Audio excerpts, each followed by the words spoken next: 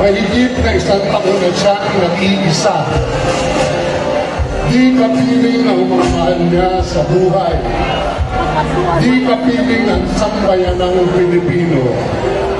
Pinagtaksilan at dinukot ng mga traidor nating mga kababayan. Lapat ito sa kanyang kalooban at sa ating mga batas na dalhin siya sa banyagang lugar upang litisin sa mga bintang na dapat kapwa nating Pilipino ang siya lamang ang dapat dumidingig at umatol. Crime against humanity daw. Samantalang buong-buo ang tiwala, pagmamahal at suporta ng buong sambayanang Pilipino. Alam po ninyo, napakasakit mawalay sa lugar na inyong pinaglakihan at malapit sa inyong puso. Sa akin po, ito ang lungsod ng Davao. Nung ako po ay nasa murang edad pa lamang, ang aming pamilya ay pilit na lumipat sa ibang lugar upang ilayo ang mahal kong ama sa pagsubok sa politika.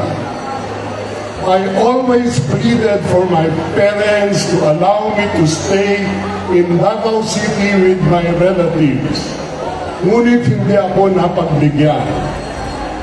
Ano ba kaya kung ikaw ay pilit na iniwalay sa lugar na iyong pinamunuan ng may buong tapang at malasakit bilang punong bayan, pangalawang punong bayan at representante sa higit kumulang na 30 taon at higit sa lahat 6 na taon bilang Pangulo ng bansa.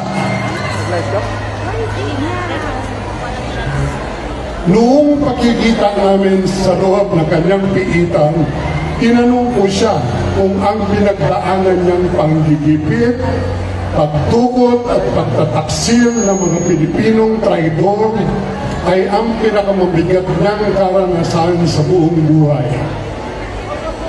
Ito ang mga sagot niya sa akin. Dili kong pinakalisod ang COVID.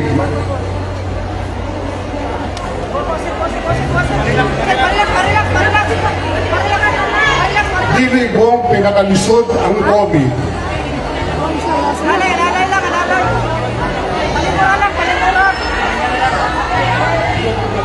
Dili kong pinakalisod ang COVID.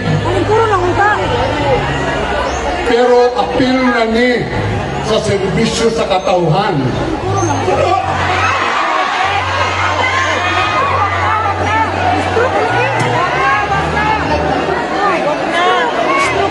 Stroke. Ha?